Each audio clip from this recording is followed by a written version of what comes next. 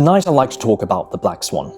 No, I'm not referring to the Natalie Portman movie, which, by the way, is rather insane. You should watch it if you haven't seen it. But I'm talking about the Black Swan theory conceived by Nassim Nicholas Taleb, this former risk analyst, mathematician, and also financial writer. In 2007, he wrote The Black Swan, in which he formulated the Black Swan theory, which describes these unpredictable events that happen that fundamentally changes things and has incredible ramifications for us. To fully grasp the significance of the Black Swan event, we have to understand why the moniker the Black Swan. Well, in the 16th century, people used to think that swans only existed in white. So when they say something is a black swan, it is, in other words, refer to the impossibility of things. There's no such thing as a black swan. But of course, later on, when the Dutch actually went to Australia and they found that there were black swans, all of a sudden, the statement seemed very ironic. The natural scientific world at the time were totally shaken up by the discovery of these black swans. It challenged everything they knew about swans because swans were only reported in white at the time, and that was their belief. And that really is the gist of the Black Swan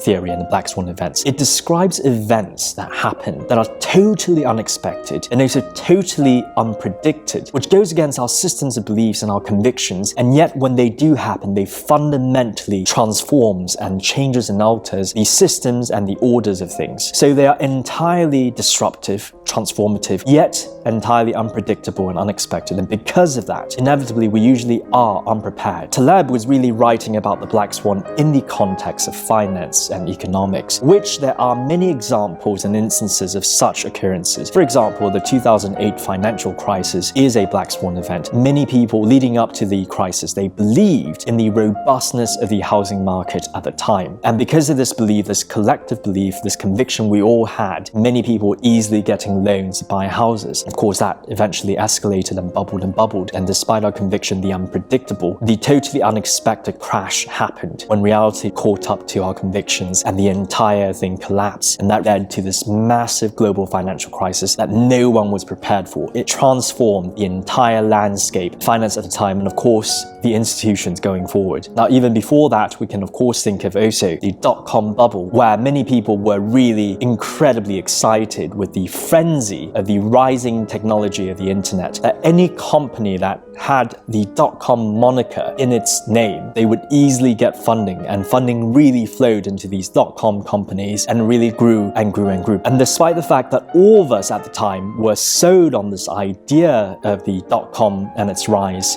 eventually reality caught up and the unexpected and the unpredictable happened. There was a massive collapse that led to also financial crisis. There are many instances of this happening in the world of finance and economics, that despite the fact that we might all believe in a certain thing, the totally unexpected can happen. But the Black Swan theory is not just limited to finance or economics. It is really a sociological concept with many sociological occurrences. For example, in the world of business, the rise of the smartphones, which were entirely unpredictable yet created and transformed the whole landscape of business and society. Before that, personal computing. Even in geopolitics, we can think about, for example, the various wars that happened, military conflicts over the last 30 years. It can also be applied to health. For example, pandemics like the coronavirus, which has happened in a very unpredicted and unexpected way, yet fundamentally transformed everything. No one was prepared for it when it's happened, yet no one can really discount the fact that it has really changed everything. So the significance of the Black Swan event, based on many of these instances I refer to, the commonality that shows why this theory is so significant is that you will see when they do happen, what usually happens is that our systems of beliefs, which we might be so strong in our conviction of a certain thing being true, and this conviction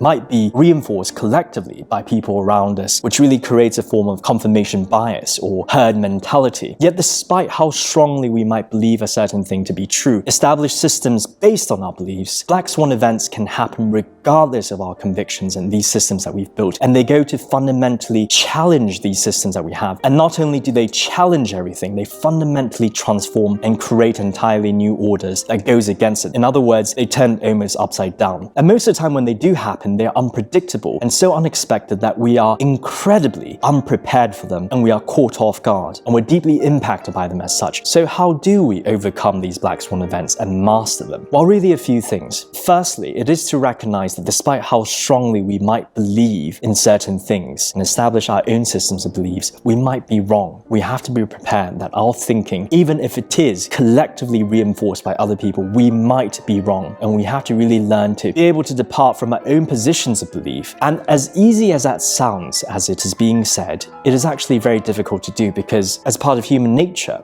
we are very egocentric or very egoistic, and oftentimes it is very difficult to consider that we might be wrong. We usually like to find a certain position and settle on it and really find ways to reinforce, to create a confirmation bias of our own beliefs. So the first thing is to be able to develop the flexibility, but also the contrarian aspect of thinking, where you're able to also challenge your own beliefs and consider that the unpredictable and the totally inverse position of belief, that is really the sort of mental aptitude you need to have as a starting point to be prepared for such a black swan event. The second most important thing is to recognize that we have to have a sense of diversification. In other words, we can't put all of our eggs in just one basket and just chase one strong belief and one strong conviction with a restricted tunnel vision. We have to have contingencies. Even if things are going well and according to our beliefs, we have to be prepared that at any moment the unpredictable can happen and things can change up. If we only act on our convictions and our convictions alone, then we will be largely unprepared. Now, this sense of diversification shouldn't only be applied in the context of finance, where we diversify our investments. So altogether, the solution really is to be able to consider for the unexpected, to consider that you might actually be wrong, and regardless of your positions at the moment, be prepared for the worst as well. And that really is the only way that you can be prepared for these black swan events when they happen, and also potentially overcome and master them. And truly, the most successful people who have done that, that is exactly the sort of characteristics they've exhibited. If you look at, for example, Michael Burry, who's this legendary investor and trader, during the 2008 financial crisis leading up to it, he decided to take the opposite belief against the housing market leading up to the 2008 financial crisis. He challenged the widespread adoration of the housing market at the time, and he actually shorted during this period. Eventually, when the market actually burst, he made a lot of money from it. It is his ability to actually consider a totally different viewpoint from everyone else, to consider that people might actually be wrong, that really allowed him to profit from this, from the black swan event that happened. But of course, today, what I'm talking about shouldn't only be applied in the context of finance investment. Of course, right now, with a lot of emerging new asset classes and also new investment opportunities, it's important to have this concept of the black swan theory and the solutions I talked about. But also in our personal lives, as we apply it to our personal lives, we should all be prepared that many things that we believe that direct the actions and decisions of our life, they may be wrong, that we may be incredibly naive, optimistic, or even if we're right, things may happen that fundamentally challenge or turn everything upside down and transform the entire order of things for us. So if we don't have the mental aptitude to consider the impossible and also be prepared for the impossible, then we will ultimately become the victims of black swan. So really, to conquer the black swan, we have to embrace the impossible and be prepared for the impossible, and realize that despite our convictions, we might all be wrong.